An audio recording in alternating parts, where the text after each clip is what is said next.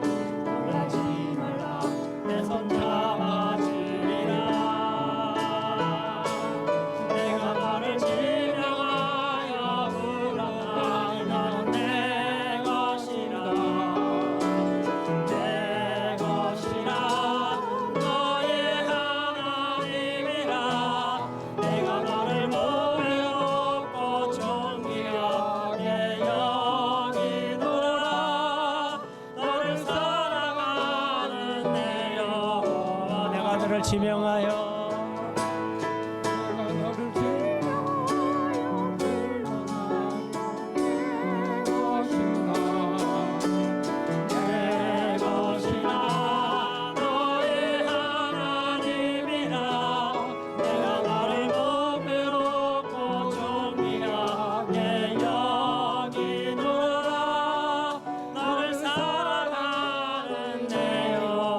지명하여 불렀나니 내가 너를 지명하여 불렀나니 넌 내 것이라 내 것이라 너의 하나님이라 내가 너를 몸에 놓고 존귀하게 여기노라 너를 사랑하는 내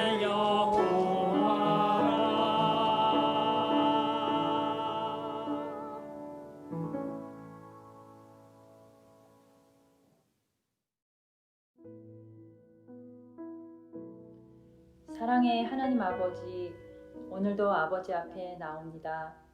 지난 한 주간도 아버지의 은혜 속에 살게 하신 것을 감사합니다. 처지와 형편은 조금씩 다르지만 각자에게 순간순간 찾아온 힘들었던 일들이 있습니다. 그러나 지나고 나서 돌아보면 필요에 따라 주셨던 아버지의 은혜인 것을 깨닫고 감사를 드립니다. 우리가 습관적으로 누리고 있는 일상들도 참으로 아버지의 은혜입니다. 감사합니다. 그러나 아버지, 자녀된 자로서 늘 깨어 기도하지 못하고 말씀 묵상을 게을리 했던 한 주간을 돌아보면서 회개합니다. 경건한 삶의 기쁨을 알면서도 충실하지 못한 것을 회개합니다. 아버지께서 원하셨던 일들에 지혜를 구하지 못한 것도 용서하옵소서. 주님의 변함없는 사랑과 관심을 잠시라도 잊고 살았던 것 또한 용서해 주시옵소서. 아버지, 저희들을 강하고 담대하게 지켜주셔서 험난한 세상을 볼 때에 두려워하거나 좌절하지 않게 하시고 마음속에 기쁨과 평안만을 채워주셔서 선한 싸움으로 승리하는 저희들이 되게 하옵소서. 팬데믹의 어둡고 긴 터널을 지나고 있습니다. 주님을 만난 저희들은 결코 어둠에 헤매지 않는 자녀인 것을 압니다. 어떤 상황에서도 등불 되시며 빛 되신 주님의 손을 꼭 잡고 이 길을 잘 지나갈 수 있게 하옵소서. 예수님을 나의 왕으로 생명의 주인으로 모신 우리들의 마음속에 언제나 솟아나는 성령의 기쁨이 충만해서 모든 고난과 역경도 거뜬히 이겨낼 수 있게 하실 줄 믿습니다. 내 마음에 오늘도 주님 주시는 성령의 기쁨이 충만하기를 기도합니다. 필그림 교회를 항상 지키시고 축복하시는 아버지, 온 성도들의 안전을 책임지고 계신 것을 감사합니다. 이기영 담임 목사님과 사역자들, 묵묵히 빛과 소금의 역할을 해나가는 일꾼들을 축복하시며 더욱더 강건케 하시기를 기도합니다. 온 성도가 기쁨으로 함께하는 시간들을 고대합니다. 주님의 예비하신 시간에 이루시고 허락하심을 믿고 기다립니다. 이 시간 우리를 사랑하시는 아버지 앞에 모든 눈물과 아픔을 내려놓고 오직 경배와 찬양으로 아버지를 신뢰하고 그 품에 안기게 하옵소서. 마음속의 깊은 고백들이 아버지의 위로와 치료하심으로 자유로움을 얻고 평안과 기쁨의 열매를 맺는 시간 되게 하옵소서. 아버지께서 주신 새로운 일들과 축복을 기대하며 가슴 벅찬 설레임으로 오늘도 살게 하옵소서. 아버지 감사합니다. 사랑합니다. 부활하신 예수님의 이름으로 기도드렸습니다. 아멘.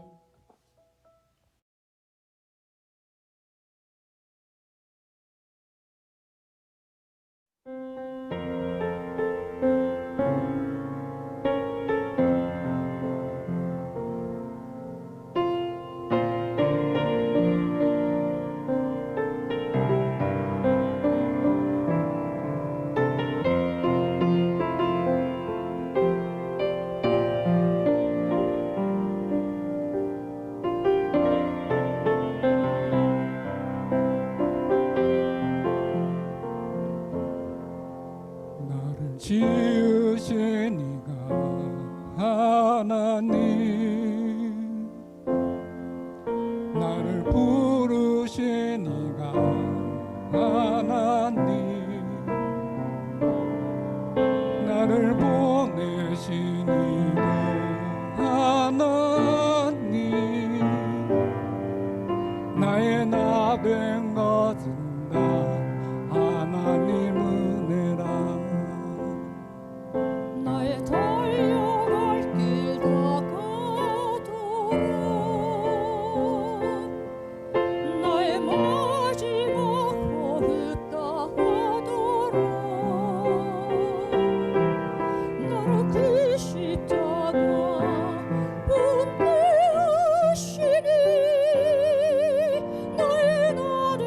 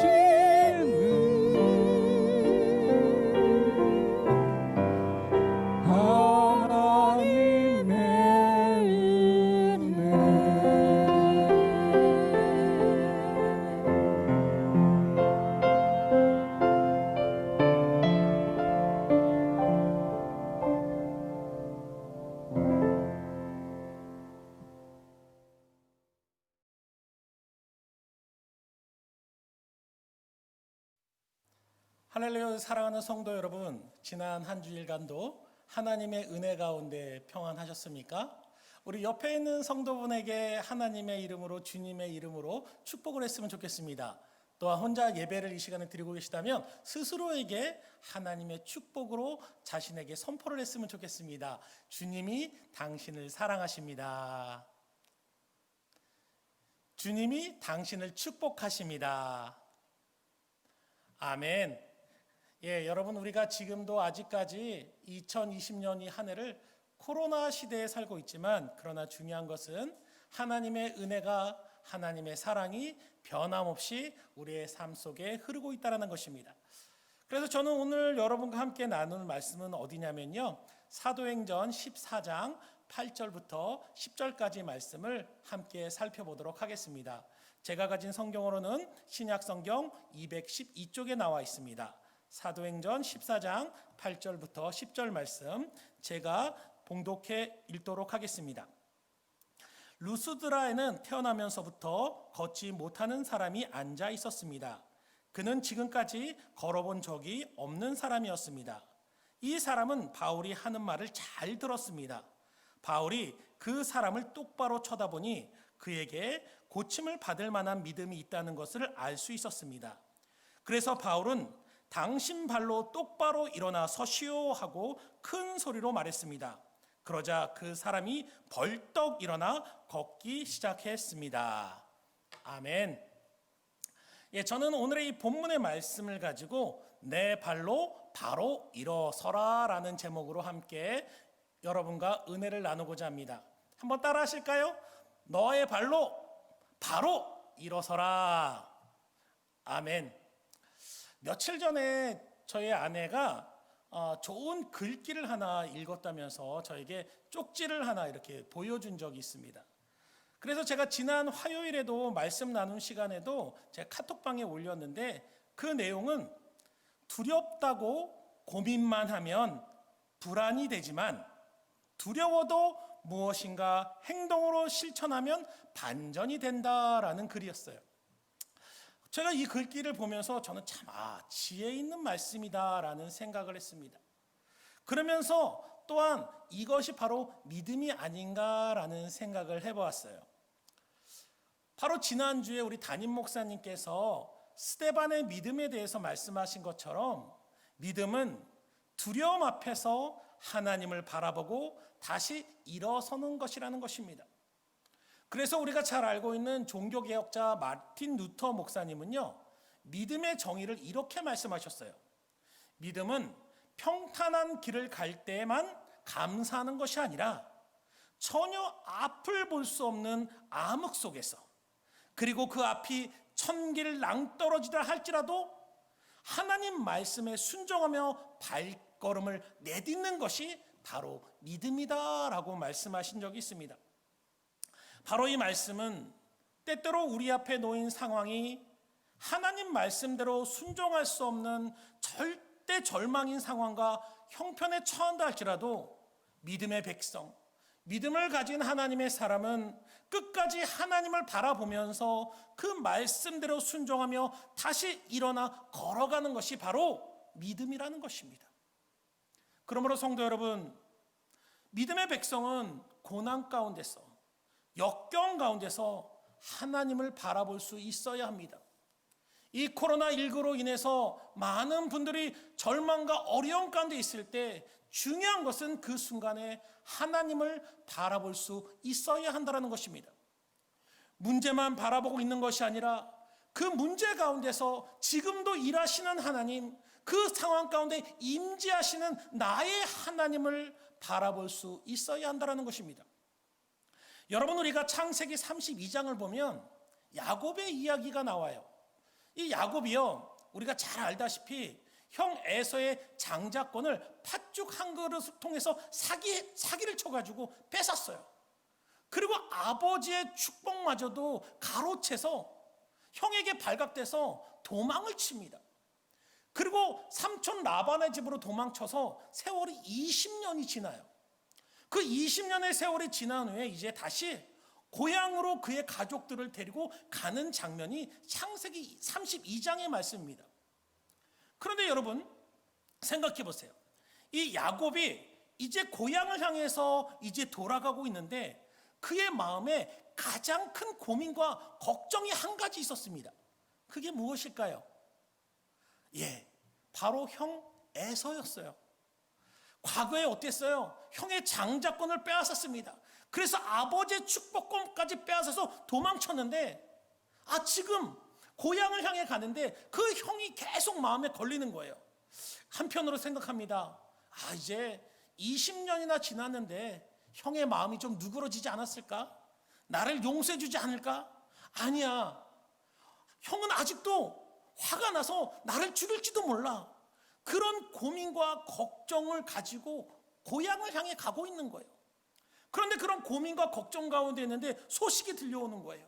형 에서가 동생 야곱이 온다는 소식을 듣고요, 군사 400명을 이끌고 지금 막 달려오고 있다는 소식을 듣게 됩니다. 그러니 여러분, 야곱의 마음이 어땠을까요? 당연히 무섭고 두려움으로 사로잡혔던, 우리 같아도 여러분 그러지 않겠습니까? 두렵고 떨리지 않겠습니까? 그런데 여러분, 이 과정에서요, 야곱에게는 치명적인 하나의 잘못이 있었습니다. 그것은 무엇이냐면 야곱은요, 온통 형밖에 생각을 하고 있지 않는 거예요. 형이 데리고 오는 그 400명의 군사만을 생각합니다. 그 문제만을 생각하는 거예요. 정작 중요한 것은 그 순간에도, 그 상황에도 나와 함께 하신 하나님, 내 삶에 임재하신 하나님, 내 삶에서 일하시는 하나님을 바라보지 못하고 온통 그는 자신 앞에 있는 그 문제만을 바라보니까 온통 그 삶이 그 문제에 휩싸여 버렸다는 것입니다. 여러분, 창세기 28장을 보면요, 이 20년 전에 야곱이 집에서 도망칠 때 하나님께서 야곱을 불러서 약속을 하십니다. 15절에 보니까 내가 너와 함께 있어 너가 어디로 가든지 너를 지키며 너를 이끌어 이 땅으로 다시 돌아오게 할 것이다 라고 하나님께서 약속을 하셨어요. 그래서 돌아오고 있는 거예요. 그런데 지금 야곱은 어떻습니까? 형 에서만을 바라보고 있어요. 그 문제만을 바라보고 있어요. 그 상황만을 바라보니까 정작 가장 중요한 하나님의 말씀은 기억하지 못하고 생각하지 못하고 그 삶 가운데 일하시는 하나님의 능력은 바라보지 못하고 절망과 좌절과 공포 가운데, 두려움 가운데 떨고 있다는 것입니다. 그래서 창세기 35장 7절을 보니까요, 이 형 에서가 400명의 군사를 막 끌고 온다는 소식을 야곱이 들어요. 그러면서 그때 야곱의 심적인 상태를 이렇게 표현하는데 7절에 야곱이 심히 두려워 답답하여 라고 쓰고 있어요. 여기서 심이라는 이 뜻은 뭐냐면요, 가득 채웠다, 꽉 짓눌렀다, 꽉 채워버렸다, 그런 의미를 가지고 있습니다. 다시 말해서 야곱은 형만 생각하면서 고향으로 가고 있었어요. 근데 그 형이 400명의 군사를 데리고 온다니까 그 두려움과 공포가, 그 상황이 그를 더욱더 생각을 가득 차게 하고 결국에는 그 두려움으로 인해서 나와 함께 하신 하나님, 내 삶에 역사하시는 그 하나님을 바라볼 수 없게 만들었다는 것입니다. 저는 이 장면을 보면서 여러분, 이것이 저의 모습은 아닐까라는 생각을 해봤습니다. 우리의 모습은 아닐까라는 생각을 해봤어요. 제가 이 야곱의 이야기를 하면 어떤 분은 그래요. 야곱 참, 이 사람 우유부단하네, 믿음도 없네, 왜 이렇게 약해 빠졌어? 아니에요 여러분. 이 모습이요, 저희의 모습입니다. 저의 모습이고 여러분, 우리의 모습일 수 있다는 거예요. 우리는 어떻습니까 여러분? 평안할 때 하나님의 말씀을 들으면 어때요? 아멘, 기쁨 넘치고 그 말씀이 막 내 삶 가운데 넘쳐도 우리가 아멘 아멘 하잖아요. 그런데 여러분, 우리의 삶에 문제가 닥칩니다. 그리고 문제가 닥치는데 그 문제가 나의 뜻대로, 내 생각하는 대로 진행되지 않고 더 어려워지고 그 문제가 커지면 어떻습니까? 점점 하나님의 말씀보다는 그 문제를 향해서 나의 초점이 맞춰지고 결국에는 하나님의 말씀이 내 귀에 들어오지 않고 오직 그 문제만을 바라보는 것이 저와 여러분의 신앙의 모습은 아닌가라는 생각을 해봤습니다. 상황만 바라보고 문제만 생각하다가 결국 그 상황과 문제에서 나의 모든 것을 그것이 다 뒤덮어가지고 가장 중요한 내 삶 가운데 역사하시는 하나님을 바라보지 못하는 경우가 너무 많다라는 것입니다. 여러분, 오늘 이 야곱의 이야기를 한번 자세히 나중에 성경을 읽어보세요. 여러분, 이 두려움과 공포 가운데 떨고 있는 야곱에게 가장 중요한, 가장 필요한 것은 무엇이었을까요, 여러분? 그 두려움에 덜덜 떨고 있는 야곱에게 필요한 것은, 가장 필요한 것은 무엇이었을까요? 에서와 화해를 하는 것이었을까요? 아니면 에서의 군대를 무찌르는 것이었을까요? 아니에요, 여러분. 성경을 보니까요, 이 야곱에게 가장 중요한 것은, 이 공포와 두려움과 절망 가운데 떨고 있는 이 야곱에게 가장 중요한 것은, 그 문제인 에서와의 문제가 해결되는 것보다 더 중요한 것은, 그 먼저 해결돼야 하는 것이 있는데, 그것은 바로 하나님과의 관계가 회복되는 것이었다는 것입니다. 바로 하나님의 그의 문제의 핵심은, 가장 중요한 것은, 그 문제보다 더 먼저, 가장 먼저 이루어야 될 것은 하나님이었다는 거예요. 그런데 문제는, 이 야곱이 문제만을 바라보니까, 그 상황만을 바라보니까 가장 중요한 하나님을 바라보지 못했다는 것입니다. 여러분, 이것이 저와 여러분의 삶이 아닌가라는 생각을 해봤습니다. 여러분, 창세기 32장 30절을 보면요, 그렇게 공포와 두려움에 쌓여있던 야곱에게 하나님이 찾아오세요. 한밤중에 칠흑 같은 어두운 가운데 야곱에게 찾아오십니다. 그래서 우리가 잘 알고 있는 사건 있죠. 하나님과 야곱이 씨름을 해가지고 하나님께서 야곱의 환도불을 탁 치시고, 그 야곱이 그 가운데서 하나님을 정말 만나게 돼요. 그래서 야곱이 그곳을, 그 하나님과 씨름했던 그곳의 이름을 뭐라고 하냐면 브니엘이라고 합니다. 한번 따라할까요? 브니엘. 예, 이 뜻은 뭐냐면요, 내가 하나님과 대면하여 보았다라는 뜻이에요. 하나님을 직접 만나서 보았다라는 뜻입니다. 근데 여기서 대면하여 보았다라는 이 의미는 뭐냐면요, 그 전에는요, 하나님을 생각하면, 그래, 하나님 좋으신 하나님, 그래, 나를 축복하신 하나님, 어디선가 계셔서 나를 도와주신 하나님, 내가 어려움이 닥치면 어떻게든 나를 도와주실 거야, 그런 막연한 하나님으로 인식을 했다라는 거예요. 그런데 오늘 이 야곱은 이 야복강 이 브니엘에서 하나님을 대면했다는 뜻은 뭐냐면, 이제 그 하나님 막연한 하나님이 아니고요, 인격적으로 하나님을 만남을 통해서 그 하나님께서 바로 지금 나의 삶에 구체적으로, 나의 문제 가운데 구체적으로 개입하시고 역사하신 하나님, 임재하신 하나님이라는 사실을 내가 드디어 깨닫고 알게 됐다는 것입니다. 그냥 막연한 하나님이 아니라 나의 삶 속에 구체적으로 역사하시는, 나의 삶의 문제 가운데 구체적으로 개입하시는 그 하나님이라는 그 사실을 깨달았다는 거예요. 그래서 여러분, 우리가 성경을 보면 이 야곱이라는 인물이요, 이 브니엘에서 하나님을 만난 전으로 그의 삶은 완전히 달라집니다. 그 전에는 어땠어요? 그가 하나님 몰랐을까요? 알았어요. 그러니까 축복권을 빼앗죠. 장자권을 빼앗죠. 근데 그 전에는 막연한 하나님이었어요. 막연하게 나의 삶을 책임져 주실 거야, 막연하게 하나님 나를 축복해 주실 거야, 나를 고난에서 인도해 주실 거야, 막연하게 알았는데, 이 브니엘을 통해서 하나님을 직접 체험하니까, 나의 삶 속에서 직접 개입하시고 내 삶에 역사하신 하나님이라고 고백하니까 그의 삶이 변화됐다는 거예요.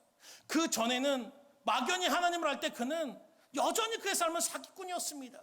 거짓말쟁이였어요. 자기 힘으로 어떻게 뭐든 성공하려고 했던 사람이었습니다. 그 막연한 하나님을 알 때는 그런 삶이었다는 거예요. 그런데 그 야곱이 이 브니엘에서 진짜 하나님을 만난 거예요. 내 삶의 역사하신 하나님을 만난 거예요. 그러고 보니까 그의 삶이 180도로 변하게 됩니다.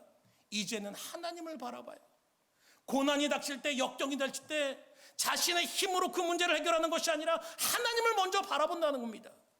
그리고 어떻게 됩니까? 하나님을 바라볼 때 하나님께서 그를 책임져 나가신다는 것입니다. 바로 그것이 축복의 조상 야곱의 모습입니다, 여러분. 그러므로 사랑하는 성도 여러분, 우리의 믿음도 이와 같아야 합니다. 우리도 브니엘에서 하나님을 만나기 전에 야곱처럼 하나님을 막연하게 그냥 그래 하나님 좋으신 하나님이지 그렇게 끝나는 것이 아니라 하나님은 지금 내 삶 속에 구체적으로 역사하시는, 지금 나의 문제 가운데 내 삶 가운데 이 역경 가운데 구체적으로 역사하시고 일하시는 하나님이라는 믿음을 가질 수 있어야 한다는 것입니다. 우리는 문제 앞에 두려워할 수 있습니다. 걱정할 수 있어요. 여러분, 지금 이 코로나 시대 가운데 이 코로나 시대를 살아가면서 우리가 공포와 두려움 가운데 떨 수는 있습니다. 그러나 중요한 것은 믿음의 성도는 그 두려움과 걱정의 상황 가운데서 바로 그것만 바라보는 것이 아니라 바로 내 삶 가운데 구체적으로 역사하신 하나님, 이 코로나 19 가운데 구체적으로 일하시는, 임재하시는 그 하나님을 바라볼 수 있어야 한다는 것입니다. 아멘. 그렇습니다. 여러분, 저와 여러분이 믿는 예수 그리스도, 이 기독교는요 막연한 하나님을 믿으라고 말씀하고 있지 않아요. 하나님을 막연하게 좋으신 하나님, 그 하나님이 어떻게 해주실 거야, 막연하게 그런 하나님을 믿으라고 얘기하고 있지 않습니다. 우리가 믿는 예수 그리스도, 우리가 믿는 기독교는요 지금 나의 삶 가운데 실제 하신 하나님, 나의 삶 속에서 구체적으로 그 문제 가운데 깊이 개입하시는 그 하나님을 믿으라고 말씀하고 있습니다. 우리의 머리털 하나하나 다 세시는 그 하나님께서 너의 삶의 하나하나를 다 간섭하신다는 것입니다. 바로 그 하나님을 믿고 나가라는 거예요. 믿으십니까 여러분? 로마서 8장 33절을 보니까 사도 바울은 우리에게 분명히 이렇게 말씀하고 있습니다. 그런즉 이 일에 대하여 우리가 무슨 말을 하리요? 만일 하나님이 우리를 위하시면 누가 우리를 대적하리요? 아멘. 크게 하세요 여러분. 아멘. 바로 이 말씀이 하나님이 저와 여러분에게 주신 말씀입니다. 하나님이 나와 함께 하시면 무엇이 우리를 대적할 수 있느냐는 거예요. 하나님이 내게 역사하시면 그 누구도 나를 감당할 수 없다라는 것입니다. 하나님의 백성은 이것을 알고 믿고 나가야 된다는 거예요. 오늘의 본문의 말씀이 또한 이것을 우리에게 말씀하고 있습니다. 여러분, 오늘 본문 말씀은요 사도 바울과 바나바가 1차 선교 여행 도중에 루스드라라는 곳에서 안진뱅이를 일으키는 장면이에요. 그를 걷게 하는 하나님의 기적의 역사의 장면입니다. 그런데 본문 8절을 개역 성경을 보니까 이 안진뱅이의 상황을 이렇게 표현하고 있습니다. 루스드라에 발을 쓰지 못하는 한 사람이 앉아 있는데 나면서 걷지 못하게 되어 걸어본 적이 없는지라. 여러분, 이 구절을 보면요 세 문장으로 이루어졌어요. 발을 쓰지 못하는 한 사람, 그리고 나면서 걷지 못하게 된 사람, 또 걸어본 적이 없는 사람. 또 이 세 단락으로 이 안진뱅이의 상황을 나타내고 있다는 것입니다. 그런데 여러분, 이 세 문장이 어떻습니까? 똑같은 말이에요. 이 사람이 발을 쓰지 못했다, 걷지 못했다, 걸어본 적이 없다, 똑같은 말 아닙니까? 그런데 똑같은 말을 세 번이나 반복적으로 얘기하고 있다는 겁니다.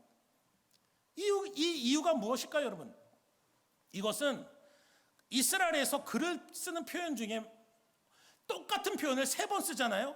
그것은 완전함을 의미해요. 완벽함을 의미해요. 다시 말해서 이 안진뱅이의 상황을 세 번을 반복해서 말하고 있는 그 뜻은 뭐냐면, 이 안진뱅이 지금의 그 상황이 절대 절망적인 상황이라는 거예요. 이 절망적인 상황에서 회복될 확률이 0, 0% 아니 마이너스 퍼센트도 더 안 될 만큼 최악의 상황이라는 거예요. 절대 이는 일어날 수 없는 상황이라는 것입니다. 그래서 가족들도 그를 버리고 그 스스로도 자신의 삶을 포기하고 하루하루 구걸하면서 먹고 이렇게 인생 살다가 죽어야 되는 것이 나의 인생이구나 하면서 그 비참한 가운데 살아가는 것이 바로 이 안진뱅이의 삶의 상황이라는 것입니다. 그런데 여러분, 그런 절대 절망 가운데 있던 안진뱅이가 사도 바울을 통해서 그리스도의 복음을 듣게 된다는 거예요. 그리고 어떻습니까? 그 복음이 그의 삶을 절대 절망에서 회복할 수 없는 0%의 그 상황에서, 그 절망의 상황에서 그를 절대 희망으로, 버려진 곳에서 구원받는 인생으로 변화시켜 나갔다는 것입니다. 그의 절망의 인생에 하나님의 은혜가 부어지고 치유의 역사가 일어나고 기적이 일어나고 그가 일어나서 걷게 되는 축복의 삶을 맛보았다라는 것입니다. 그러므로 간절히 여러분 바라기는 오늘 여러분의 그 문제와 걱정 가운데서 그 문제와 걱정 가운데 이와 같은 하나님의 기적이 일어나기를, 하나님의 능력이 역사하시기를, 성령의 충만함에 임하시기를 주님의 이름으로 축원드립니다. 지금 여러분이 예배드리는 그곳, 그 자리에서 하나님의 능력의 역사가 일어나고 여러분의 삶에 실제적인 구체적인 하나님의 은혜가, 하나님의 기적이, 하나님의 축복이 임하기를 다시 한번 주님의 이름으로 간절히 축원드립니다. 그렇다면 여러분, 이 절대 절망의 안진뱅이의 삶이 절대 희망의 삶으로 바뀌게 된 이유가 있습니다. 그것은 무엇일까요, 여러분? 본문 9절에 보니까 우리에게 성경은 이렇게 말씀하고 있습니다. 이 사람은 바울이 하는 말을 잘 들었습니다 라고 얘기하고 있어요. 잘 들었다는 거예요. 굉장히 중요합니다, 여러분. 여기서 잘 들었다 이 뜻은요, 그냥 귀로만 잘 들었다는 의미가 아니에요. 이 뜻은 깨달았다라는 의미를 갖고 있는데, 이 단어의 어원은 뭐냐면요, 여러분 우리가 비석 있죠. 돌판의 비석에 여러분 어떻습니까? 글을 막 파서 돌판에 새기면 그게 10년도 가고 100년도 가고 1000년도 갑니다.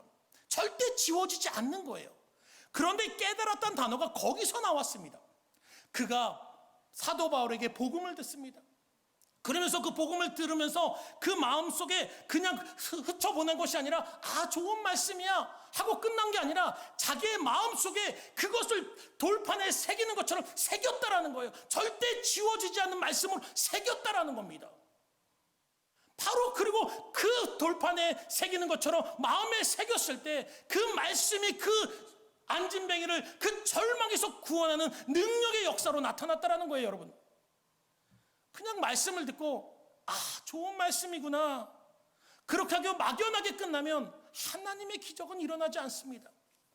그러나 여러분, 그 말씀을 나의 말씀이다, 이 말씀이 나의 생명을 구한다, 이 절대 절망의 자리에서, 이 절대 희망이 없는 곳에서 나를 구원하고 나를 일으키신다는 믿음의 확신을 가지고 그것을 나의 마음에 새겨나간다면 그 말씀이 우리의 삶을, 우리의 모든 것을, 그 절대 절망을 변화시켜 나가는 하나님의 능력으로 변화되고 바뀐다라는 것입니다. 그래서 오늘 본문 9절에 하반절에 보니까요, 개역개정 성경에 이렇게 말씀하고 있어요. 사도 바울이 보니까 그에게서 구원받을 만한 믿음이 그에게 있는 것을 보고라고 얘기하고 있어요. 여러분, 여기서 이 구원이란 단어가요, 그 헬라어로 소데나이라는 단어를 쓰고 있는데, 이 단어는 우리가 일반적으로 구원하면 여러분 어떻게 생각하고 있습니까? 그냥 내가 죽어서 천국 간다, 내 영혼이 구원받는다, 그렇게만 생각하고 있지 않습니까? 그런데 이 구원의 단어는요, 그런 의미가 아니에요. 단지 내가 죽어서 천국에 가는 것이 구원이 아니라는 겁니다. 그것만 아니라는 거예요. 이 구원이라는 단어를 보니까요, 이 뜻은 건지다, 고치다, 구조하다, 해방시키다 라는 뜻을 가지고 있는데, 이 의미 안에는 영적인 구원뿐만 아니라 우리의 삶 속에서의 육체적인 질병의 고침, 그리고 건강의 회복, 우리의 삶에 일어나는 고난과 문제 해방과 해결을 의미하는 것이 진정한 구원이라고 말씀하고 있다는 것입니다. 그래서 여러분, 우리가 오늘 읽은 쉬운 성경은 이 구원받을 만한이란 단어를요, 고침받을 만한이라는 육체적인 치료의 말씀으로 번역을 하고 있어요. 다시 말해서 예수님께서 십자가의 죽으심과 부활의 은혜로 우리에게 주신 그 구원은 그냥 장차 우리가 앞으로 갈 천국에 대한 영혼의 구원뿐만 아니라 지금 우리의 삶 속에서, 나의 지금 이 상황에서 하나님이 주시는 나의 그 문제 가운데 구체적으로 주시는 능력과 은혜와 축복을 누리는 것이 진정한 구원이라는 것입니다. 그래서 이 구원이란 단어의 또 다른 뜻이 뭐냐면요, 완전함이라는 의미를 갖고 있어요. 바로 영혼의 구원뿐만 아니라 우리가 장차 천국에 갈 그 영혼의 구원뿐만 아니라 지금 이 순간 나의 삶 속에서 하나님이 주시는 능력과 기적과 축복을 누리는 것이 진정한 구원의 완전함이라는 것입니다. 아멘. 그래서 여러분, 이 안진뱅이에게 구원을 받을 만한 믿음이 있었다. 이것은요, 그가 예수 그리스도의 십자가의 대속의 은혜로 영적 구원만을 바라본 것이 아니라 그는 지금 자신의 삶의 절망에서 자신을 구원하고 회복시킬 그 삶의 문제를 회복시킬 하나님의 능력과 성령님의 역사를 바라보았다라는 것입니다. 여러분, 기억하시기 바랍니다. 우리 주님의 구원의 은혜는요, 그냥 우리가 장차 갈 천국의 소망만을 말씀하고 있지 않다라는 거예요. 이 구원의 은혜는 물론 천국에 대한 소망을 말씀하지만 지금 우리의 삶, 바로 지금 나의 앞에 놓인 그 문제와 걱정과 절망, 그 상황 앞에서 역사하시는 성령의 구체적인 능력을 말씀하고 있다는 것입니다. 우리의 삶의 앞에서 일하시는 그 하나님, 능력 가운데 역사하시는 그 하나님의 은혜를 말씀하고 있다는 것입니다. 하나님이 원하시는 것은 우리가 사도행전에 초대교회 성도들 삶 속에서 일어났던 그 성령의 역사를 통해서 하나님의 나라가 증거되고 확장된 것처럼 하나님께서는요, 그때로 끝나는 것이 아니라 바로 오늘날 이 코로나19로 힘들어하는 이 세계 가운데 바로 믿음의 성도인 저와 여러분 가운데서도 바로 그 하나님의 역사를 통해서, 성령의 기적을 통해서, 능력을 통해서 하나님의 이름이 증거되고 전파되기를 원하신다라는 것입니다. 바로 이것이 믿음의 구원의 능력이라는 것입니다. 이것이 바로 진정한 구원이라는 것입니다. 어떤 분은 예전에 이런 분이 있어요. 목사님, 저는 그냥 천국의 소망만 갖고 있으면 돼요. 이 세상의 삶 아무리 힘들고 어려워도 천국의 소망만 갖고 있으면 돼요. 예, 맞습니다, 여러분. 물론 우리의 구원의 최고의 소망, 최고의 상급은 천국입니다. 그러나 여러분, 성경은 절대 그곳에 머물러 있지 말라라고 말씀하고 있습니다. 천국의 소망을 가진 구원받은 성도는요, 바로 이 땅 가운데서도 하나님의 능력과 하나님의 은혜와 지금 내 삶 가운데 구체적으로 일하시고 행하시는 하나님을 바라보면서 그리스도인답게, 하나님 백성답게 당당하게 이 땅을 승리하며 살아가라고 말씀하고 있다는 것입니다. 여러분, 우리가 천국의 소망이 있다면 왜 이 땅 가운데 역사하시는 성령의 능력을 바라보지 않습니까? 왜 우리가 천국에 대한 믿음의 확신이 있다면 이 땅을 다스리시는 하나님의 주권에 대해서, 그 하나님의 능력에 대해서는 왜 우리가 의심을 하고 있습니까? 바로 천국의 소망을 가진 성도는, 천국의 구원의 소망을 가진 성도는 이 땅 가운데서도 그 능력을 믿고 나가야 한다는 것입니다. 히브리서 4장 12절에 분명하게 이렇게 말씀합니다. 하나님의 말씀은 살았고 운동력이 있다. 한번 따라 하실까요? 하나님의 말씀은 살았고 운동력이 있다. 아멘. 여러분, 여기서 운동력이란 단어의 뜻은 뭐냐면 능력이에요. 영어의 에너지가 이 운동력이란 단어에서 나왔습니다. 이 뜻은 뭐냐면요, 파워, 강력한 힘. 그런데 이 단어의 이 운동력이란 정확한 의미는 뭐냐면요, 하나님께서 이 천지 우주 만물을 만들 때, 태초에 이 천지 창조를 하셨을 때 하나님이 이 천지 창조를 만드셨던 그 하나님의 능력과 하나님의 파워를 말씀하고 있다는 것입니다. 그러므로 이 말씀 뭡니까? 하나님의 말씀은요, 그 말씀을 믿는 구원받은 성도의 삶에서, 그 말씀을 내 것이라고 붙드는 그 성도의 삶에서 하나님의 능력으로 나타나는 것이 바로 하나님의 말씀이라는 거예요. 믿으십니까? 바로 이것이 말씀을 부여잡는 성도에게 나타나는 하나님의 능력이라는 것입니다. 그런데 여러분, 우리가 이렇게 우리의 삶에서 문제 앞에서, 고통 앞에서 성령의 능력, 하나님의 역사를 체험하시기 위해서 반드시 먼저 우리가 해야 될 것이 있는데, 본문 10절에 보니까 이렇게 말씀하고 있어요. 큰 소리로 이르되 내 발로 바로 일어서라 하니 그 사람이 일어나 걷는지라. 여러분, 여기서 사도 바울이 하나님의 기적을 선포하기 전에 그 안진뱅에게 말한 것이 있습니다. 그건 뭡니까 여러분? 일어서라는 거예요. 여기서 일어서다라는 단어의 뜻은 뭐냐면 너 스스로의 힘으로 일어서라는 것입니다. 하나님의 능력이 역사하시기 전에 너의 힘으로 먼저 일어나는 결단에 순종을 하라는 것입니다. 여러분, 우리가 이 안진뱅이의 모습을 보면, 지금 이 상황을 보면요, 안진뱅에게 일어서는 결단을 하는 것은 결코 쉬운 일이 아니었습니다. 여러분, 이 안진뱅이 보세요. 그는 평생 단 한 번도 걸어본 적이 없는 사람입니다. 여러분, 그렇다고 그가 걸어보려고 노력을 안 했을까요? 아닐 겁니다. 아마도 그는 어린 시절에 수없이 많이 일어서 보기 위해서 애를 썼을 겁니다. 걸어보기 위해서 몸부림쳤을 거예요. 그러나 일어서려고 하면 그 두 손과 두 발에 힘을 주면 다시 넘어지고, 걸으려 하면 앞으로 거꾸로지고, 그는 수없이 많이 그 자신의 한계와 상황을 겪으면서 나는 도저히 안 되는구나라고 절망했을 것입니다.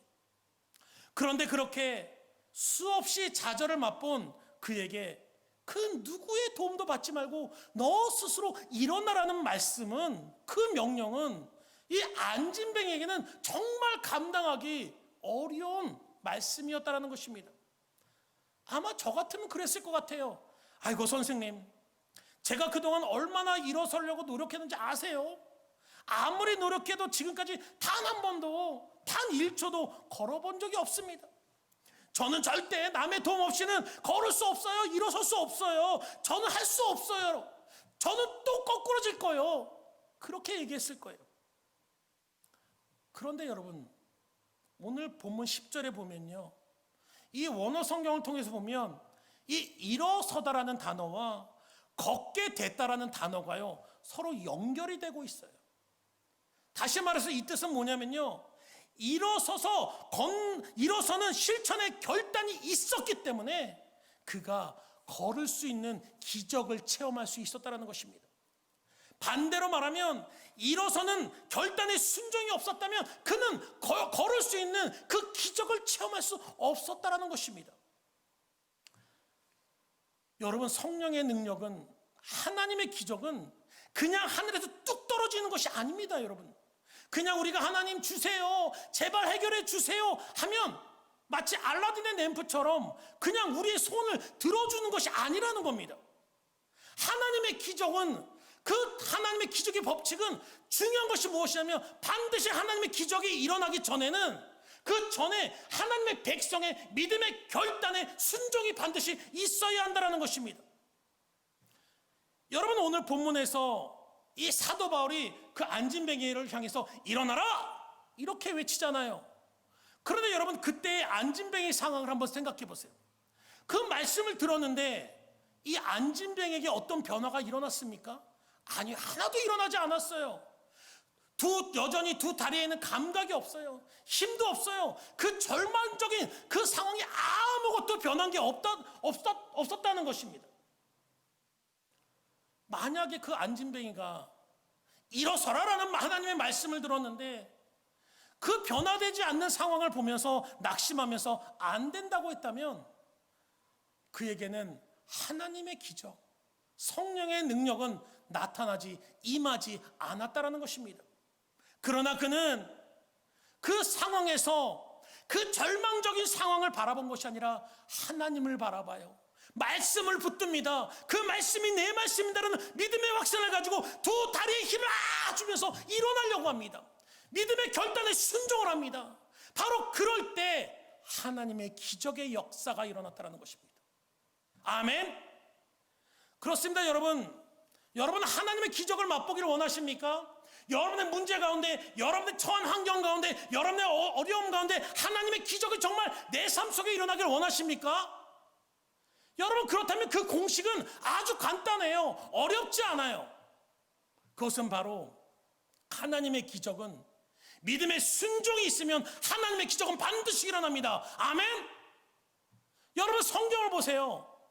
특히 신약의 예수님께서 기적을 행하셨던 사건들을 보세요.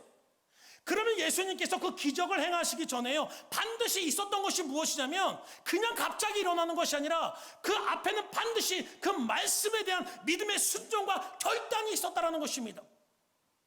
삶의 절망에서, 삶의 고통에서, 삶의 문제에서 하나님의 능력과 기적을 체험한 사람들의 수많은 간증을 보십시오. 그곳에는 반드시 먼저 믿음의 순종과 결단이 있었다는 것입니다. 그 상황을 보면서, 그 절망적인 상황을 보면서 낙심하고 앉아있었던 것이 아니라 그 절망의 상황에서 도저히 나는 할 수 없는 그 상황이었지만 하나님이 말씀하시니까, 하나님의 말씀이시니까 그 말씀을 부여잡고 몸부림치며 일어나는 그 사람에게 하나님의 기적은 임했다는 것입니다. 여러분, 우리가 문제만 바라보면 하나님의 기적은 일어나지 않습니다. 우리가 마치 야곱처럼 형 에서와 그의 400의 군사만을 바라보면 우리는 두려움과 공포 가운데서 벗어날 수가 없다는 것입니다. 그러므로 사랑하는 성도 여러분, 기억하시기 바랍니다. 하나님은요, 우리에게, 저와 여러분에게요, 그 문제가 있고 어려움과 역경이 있는 그 상황을요, 우리 보고 그것을 해결하고 그 상황을 바꾸고 변화시키라고 말씀하지 않으세요. 왜냐하면 그 상황을 변화시키고 해결하실 것은, 기적을 역사하실 것은 그 몫은 하나님의 몫이기 때문입니다. 그런데 우리는 어떻습니까? 그 문제를 바라봐요. 환경을 바라보면서 이것을 어떻게 바꿔야지, 이것을 어떻게 해결해야 되지, 우리가 그것을 해결하고 바꾸려고 우리의 시각으로 바라보기 때문에 그 두려움에서 벗어날 수 없다는 것입니다. 그러나 여러분, 성경은, 하나님께서는 이 성경을 통해서 우리에게 한 가지만 말씀하고 있어요. 너는 그 환경을 변화시킬 수 없어. 그 상황을 바꿀 수 없어. 하나님이 원하시는 것 단 하나, 그 절망의 상황에서도 하나님 말씀을 이 안진뱅이처럼 부여잡고 일어서라는 겁니다. 일어서기만 하면 그 나머지는 하나님이 만들어 나가신다는 거예요. 하나님이 역사해 나가신다는 거예요. 하나님이 하실 건데 왜 너가 그것을 해결하라고 하니, 너가 왜 그것을 걱정하니라고 말씀하고 있다는 것입니다. 그러므로 사랑하는 성도 여러분, 믿음의 성도에게 중요한 것은 하나님 말씀이 나의 말씀임을 확신해야 됩니다. 그리고 두 번째로, 그 확신 가운데 우리는 이 안진뱅이처럼 절대 절망, 이룰 수 없는 그 상황에서도 하나님 말씀만을 바라보며, 환경을 보는 것이 아니라, 상황을 바라보는 것이 아니라 말씀을 바라보며 일어설 수 있어야 된다는 것입니다. 여러분, 우리가 매주 줌으로 조별 모임을 하고 있죠. 여러분도 그 모임을 통해서 서로 교제하면서 참 많은 은혜를 나누실지라 믿습니다. 저도 저희 조별 모임이 있는데, 저는 그 조별 모임에서 두 분 집사님하고 이제 줌 모임을 하는데, 그 말씀을 나누다 보면요, 그 집사님들의 그 삶의 경륜에서 나오는 그 신앙의 모습을 통해서 참 많은 것을 배우고 은혜를 받습니다. 오히려 그 줌 모임을 통해서 가장 은혜를 받는 게 저가 아닐까라는 생각을 합니다. 그런데 지지난주에 저희 조별 모임을 이제 줌으로 하고 있는데, 한 집사님께서 이런 간증을 하셨어요. 제가 그분에게 이 얘기를 설교 시간에 예화로 쓰겠다고 양해를 구하지 못해갖고, 이름은 밝힐 수 없지만 뭐 어차피 나중에 되면 다들 눈치채시고 아시겠지만, 그래도 이름은 밝히지 못하겠습니다. 근데 그 집사님께서 40대 후반에 사업을 크게 한번 실패를 하셨다고 그래요. 저는 그동안 그 집사님을 보면서 이분이 미국에 이민 오셔서 하나님의 은혜로 사업을 하시면서 큰 문제 없이 잘 오시다가 지금까지 잘 성공을 이루셨지 않았을까라는 생각을 했는데 아니었던 거예요. 이 집사님이 이 40대 후반에 당시 미국 경제가 엄청 힘들었답니다. 그래서 그 집사님을 비롯해서 주변에 많은 사업을 하시는 분들이 사업이 부도가 나고 실패를 했다라는 거예요. 그런데 그 집사님의 그 실패가 얼마나 심했던지, 그 집사님이 그 사업이 다 망하고 딱 보니까 그 절망적인 상황이 마치 집채만한 파도가 그냥 자신을 향해서 막 밀려오는 것 같은데 도저히 나의 힘과 지금 나의 상황으로는 이것을 헤쳐나갈 수 없어갖고 극단적인 생각을 할 정도로 안 되겠다, 나는 못하겠다, 나는 할 수 없다 하면서 자살을 생각할 정도로 그렇게 절망적인 상황까지 놓이셨다라는 거예요. 그래서 우리 같이 준모임을 하는 그 다른 이제 집사님께서 이제 오랜 시간을 같이 지내면서 그때 상황을 떠올리시면서 이렇게 얘기하시는 거예요. 아이고 집사님, 저 지금 얘기하지만 참 집사님 대단하십니다. 저는 그때 집사님이 다시 일어설 거라고 생각도 안 했습니다. 그때 그냥 퐁 망했다라고 생각하는데 다시 일어나는 걸 보니까 정말 대단합니다 라면서 그 집사님의 그 당시에 절망적인 상황을 얘기하는데요. 그래서 시간이 지나서 이제 세월이 지나서 지금 상황에 와서 보니까 그 당시에 막 사업을 했다가 부도나고 사업이 망한 분들이 많았는데 그 많은 사람들 중에 다시 일어나서 성공한 사람이 우리 이 집사님 한 분밖에 없었다라는 거예요. 그만큼 당시 미국 경제가 안 좋았고 그 당시에 이 집사님을 비롯한 주변의 사람들의 그 상황이 절대 정말 오늘 안진뱅이와 같이 제로와 같은 그 절대 절망의 상황에 놓이겠다는 거예요. 그래서 그 집사님조차도 나는 더 이상 할 수 없어, 자살을 생각할 정도로 정말 고통 가운데 있었다라는 거예요. 그런데 이 집사님께서 다시 그 가운데 일어나서 다시 회복하고 하나님의 은혜 가운데, 하나님의 능력 가운데, 하나님의 축복 가운데 다시 성공할 수 있었던 이유가 무엇인지 아십니까 여러분? 그 얘기를 듣는데 저 너무나 감동받았습니다. 그래, 믿음의 백성이 이렇게 살아야겠구나. 지금 이 코로나 시대에 믿음의 백성으로서 우리가 어떻게 살아야 될까? 바로 이렇게 살아야겠구나. 그런 생각을 들었어요. 무엇이냐면 그런 절망 가운데 이 집사님께서 교회에 성경 공부 모임을 가셨다고 그래요. 작은 소그룹 성경 공부 모임을 가셨는데 거기서 그 말씀 중에 예수님을 만난 거예요. 그동안 예수님 몰랐을 거예요. 알았지요. 예수님 하면 나를 구원하신 분, 좋으신 분, 하나님은 좋으신 하나님, 그렇게 전에는 막연하게 알았는데 그 성경 공부 때 하나님이, 예수님이, 성령님이 이 집사님 가운데 빡 하고 임하시는데 그 순간 그 하나님은 막연한 하나님, 예전에 좋으셨던 하나님이 아니라 지금 내 삶에 개입하신 하나님, 이 문제 가운데 역사하신 하나님으로 인식하기 시작했다는 거예요. 그러면서 예수님의 말씀 중에 바로 그 성령의 음성 가운데 주신 말씀이 뭐냐면 여호수아 1장 9절의 말씀이에요. 그래서 이 말씀을 아주 지금도 달달달 외우세요.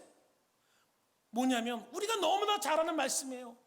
강하고 담대하라. 두려워하지 말며 놀라지 말라. 내가 어디로 가든지 너의 하나님 여호와가 너와 함께하느니라.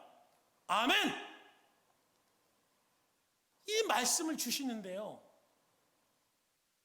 이 말씀이 과거에는 그냥 좋은 말씀이구나 그렇게 생각했는데 이제 하나님을 내 삶 속에 구체적으로 역사하시는, 내 삶의 문제 가운데 간섭하신 하나님, 해결하신 하나님으로 믿어지니까 이 말씀이요, 이 여호수아 1장 9절의 말씀이 이제 그냥 좋은 막연한 말씀이 아니라 내 삶을 변화시키는 하나님의 말씀으로, 하나님의 음성으로 들렸다는 거예요. 그러고 나서 그 지체만한 문제를 바라보니까 아무리 지체만한 문제가 있다 할지라도 하나님이 나와 함께 하신다는데, 하나님이 나를 붙들어 주신다 하시는데, 내가 너와 함께 하신다고 하는데, 그래, 그 하나님이 나와 함께 하시는데 내가 강하고 담대해야지, 일어나자. 아멘. 그러고 일어나셨다라는 거예요. 자기 힘으로 일어난 게 아니에요. 하나님 말씀 보면서 일어났더니 그 뒤부터는 하나님이 해결해 나가시다라는 것입니다. 여러분, 이것이 바로 말씀의 능력을 믿는 성도 가운데 일어나는 하나님의 말씀의 기적인 줄 믿습니다. 여러분, 막연하게 이 성경의 말씀을요 그냥 좋은 말씀, 은혜의 말씀 그렇게 인식하면 이 말씀을 살아서 운동력 있게 내 삶을 변화시키지 못합니다. 그러나 이 말씀이 나의 말씀이다. 하나님은 내 삶 속에 구체적으로 역사하시고 간섭하시며 내 삶을 지금 이 문제 가운데서도 이끌어 가신 하나님이다. 내가 절대 절망 가운데, 지금 세상으로는 아무것도 할 수 없는 이 절망 가운데서도 하나님은 나와 함께 하신다는 그 믿음으로 일어서기만 하면, 여러분, 하나님이 여러분의 삶을 이끌어 가실 줄 믿습니다. 여러분의 삶 가운데 왜 기적이 없습니까? 저와 여러분의 삶 가운데 왜 절망과 낙심이 있습니까? 야곱처럼 두려움 가운데 있습니까? 자세히 보세요. 그것은 그 순간에 내가 그 문제만을 바라보고 있기 때문이 아닙니까? 그 상황만을 바라보고 있기 때문이 아닙니까? 그러나 성경은 말씀하고 있어요. 오늘 본문을 통해서 하나님은 말씀하고 있습니다. 그 상황과 절망 가운데 하나님을 보고 일어서라고 말씀하고 있습니다. 그러므로 여러분, 정말 간절히 바라기는 우리 필그림교회 성도가, 또한 이 예배를 온라인으로 함께 드리는 여러분 모두가 어떤 상황에 놓인다 할지라도, 어떤 절망 가운데 있다 할지라도 그 상황과 절망과 그 현장만을 바라보는 것이 아니라 하나님을 바라보기를 주님의 이름으로 부탁드립니다. 그리고 하나님을 바라보면서 이 말씀이, 하나님의 말씀이 막연한 말씀이 아니라 내 삶에 역사하시는 구체적인, 내 삶 가운데 일하시는 하나님의 능력임을 믿고 일어나는 저와 여러분이 되기를. 그래서 이 코로나 시대 가운데 하나님의, 남들은 다 힘들다 안 된다는 이 시간에 우리가 하나님의 백성으로서 하나님 능력으로 일어나는 저와 여러분이 되기를 주님의 이름으로 간절히 다시 한번 축원드립니다. 여러분, 이 시간 우리 찬양하며 기도하는 하나님의 결단의 자리로 나가길 원합니다. 여러분, 하나님께서는 우리에게 말씀하고 있어요. 그 상황과 문제만을 바라보면서 낙심하고 걱정하지 말라고. 그 순간에도 그 사방이 칠흑 같은 어둠 가운데 있다 할지라도 하나님을 바라보라고 말씀하고 있습니다. 이 시간 우리가 그 하나님을 바라보며 그 하나님의 능력을 의지하며 이 시간 기도하며 찬양하며 나가길 원합니다. 아무것도 두려워 말라. 아무것도 두려워 말라. 주 나의 하나님이 지켜주시네. 놀라지 마라. 겁내지 마라. 주님 나를 지켜주시네. 내 맘이 힘에 겨워 지칠지라도 주님 나를 지켜주시네. 세상의 험한 풍파 몰아칠 때도 주님 나를 지켜주시네.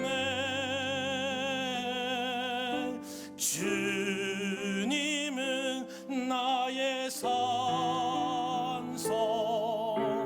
주님은 나의 요새, 주님은 나의 소망, 나의 힘이 되신 여. 이 시간 우리 다 같이 그 하나님을 의지하며 하나님 내게도 하나님만을 바라볼 수 있는 믿음과 성령의 능력을 달라고 이 시간은 다 같이 하나님께 기도하며 나가겠습니다. 하나님, 그렇습니다. 하나님 바라봅니다. 하나님, 우리의 삶 가운데 하나님 어떤 문제가 있다 할지라도 하나님 야곱 앞에 밀려오는 에서의 사업의 분사가 하나님 그 고통의 문제가 역경이 내게 다가올지 않을지라도 하나님만을 바라보길 원합니다. 하나님, 나에게 지금 나의 삶 속에서 구체적으로 행하신 하나님, 일하시는 하나님, 그 하나님을 바라보며 내가 이 절망의 자리에서, 이 고통의 자리에서 다시 일어날 수 있도록 하나님 인도하여 주셔서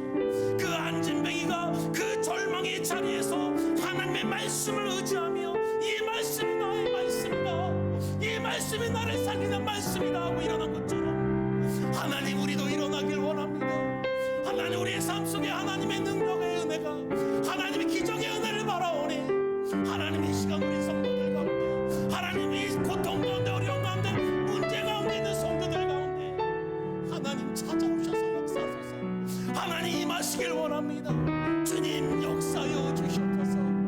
하나님 인도하여 주시옵소서. 하나님의 은혜를 구할 모든 성도들 가운데 하나님 역사하여 주시옵소서. 아멘. 하나님, 나의 힘이 되신 여호와, 나의 힘이 되신